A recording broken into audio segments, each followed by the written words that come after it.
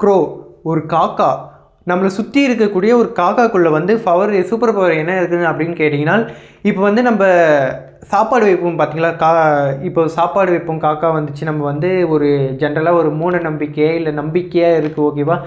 நம்மளுடைய தாத்தாவோ இல்லை ஏதோ ஒருத்தவங்க இறந்து போனவங்க வந்து தான் சாப்பாடு சாப்பிட்றாங்க, இல்லை ஏதோ ஒன்று நினச்சிட்டா நம்ம சாப்பாடு போடுவோம், ஓகேவா. அந்த சாப்பாடு போடும்போது அந்த காக்கா வந்து அது மட்டும் சாப்பிடாம மற்ற காக்காக்கெல்லாம் போய் கூப்பிட்டு அந்த காக்காலாம் சாப்பிடணும்னு சொல்லிட்டு மற்ற காக்காலாம் கூப்பிட்டு வருமா. ஸோ இதே சூப்பர் பவர் தான் நான் சொல்லுவேன். இதை தவிர இன்னொரு சூப்பர் பவர் என்னென்னு பார்த்தீங்கன்னா ரிவெஞ்ச் மைண்டு, ஓகேவா. இது என்னென்னு பார்த்தீங்கன்னா, இப்போது நம்ம வந்து கல் எடுத்து அடிச்சோ இல்லை ஏதோ ஒரு குச்சி வச்சு அடிச்சோ அந்த காக்கா வந்து திருப்பூர் ரிவெஞ்ச் பண்ணுறதுக்கு வாய்ப்பு இருக்குது. ரெக்கார்ட் படி 15 வருஷத்துக்கு அப்புறம் ஒரு காக்கா வந்து அட்டாக் பண்ணி அவரை வந்து ரிவெஞ்ச் எடுத்துருக்கு. ஸோ அந்தளவுக்கு ரிவெஞ்சு கொடுக்குற அளவுக்கு ஒரு மைண்டு காக்காக்குள்ளே இருக்குதுன்னு தெரிஞ்சுக்கோங்க. ஸோ நெக்ஸ்ட் டைம் காக்காவை வந்து கல்லுலையோ இல்லை குச்சிலையோ அடிக்கும்போது யோசித்து அடிங்க.